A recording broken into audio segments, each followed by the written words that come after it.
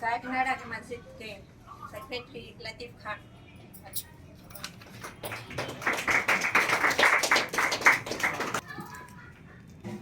అన్నవరం గారు వచ్చేయండి.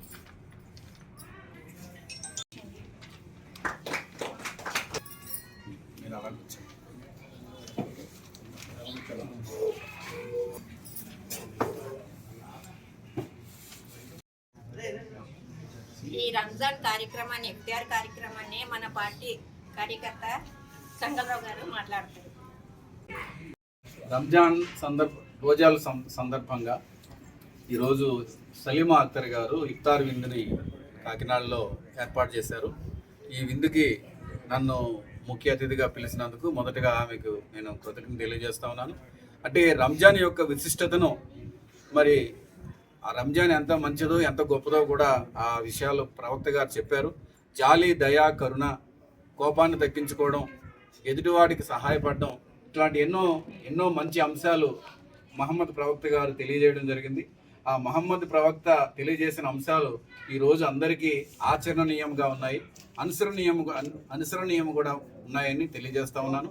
మహమ్మద్ ప్రవక్త యొక్క సందేశాన్ని ఈ రంజాన్ సందర్భంగా ప్రతి ఒక్కరూ కూడా వాళ్ళ గుండెల్లోని మనసుల్లో పెట్టుకొని దాన్ని అనుసరించడానికి మరి ప్రతి ఒక్కరూ పూనుకోవాలని, అలాగే రంజాన్ యొక్క విశిష్టతను మనసులో పెట్టుకొని మరి భారతీయులందరూ కూడా ఒకే జాతిగాను ఒకే మతంగాను కొనసాగాలి.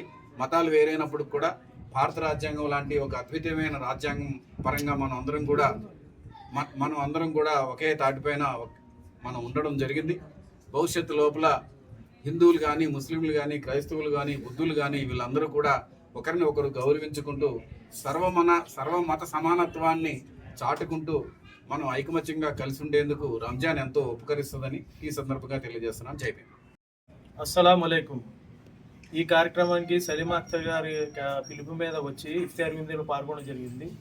దీనికి ముఖ్య అతిథులుగా వచ్చిన చంగలరావు గారికి శుభాకాంక్షలు తెలియజేస్తున్నాం. రంజాన్ శుభాకాంక్షలు. ఇప్పుడు వచ్చిన మిత్రులందరికీ రంజాన్ శుభాకాంక్షలు తెలియజేస్తున్నాం. రంజాన్ యొక్క ప్రాముఖ్యత ఏంటంటే మహమ్మద్ ప్రవక్త గారు పేదల యొక్క ఆకలి దప్పికలు ఎలా ఉంటాయో అందరికీ రుచి తెలియడానికి కోసం రంజాన్ యొక్క ఉపవాసాలు ప్రతి ఒక్కరు యథావిధిగా చేయాలని ఫరజ్ చేయడం జరిగింది. దానివల్ల ఏంటంటే వాడి యొక్క ఆకలి, పేదవాడి యొక్క ఆకలి ప్రతి ఒక్కరికి తెలియజేయడానికి కోసమే రంజాన్ నెల ఉపయోగించడం జరిగింది.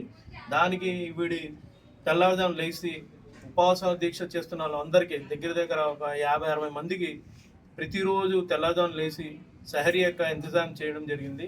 వారికి మా మసీద్ తరఫున, ఇక్కడ వచ్చిన పెద్దలందరి తరఫున వారికి ధన్యవాదాలు తెలుపుతూ శుక్రియా.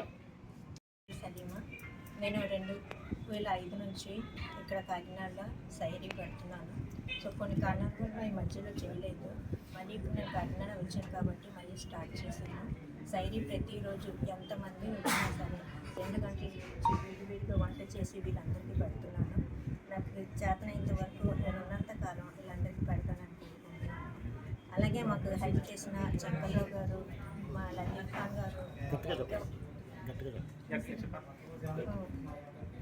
మన కార్యదర్శి చంగలరావు గారు అండ్ మా ముస్లిమ్స్ నూర్ మస్జిద్ సెక్రటరీ గారు లతీఫ్ ఖాన్ గారు మాకు చాలా హెల్ప్ చేశారు. సో మీ అందరికీ థ్యాంక్స్ చెప్పుకుంటూ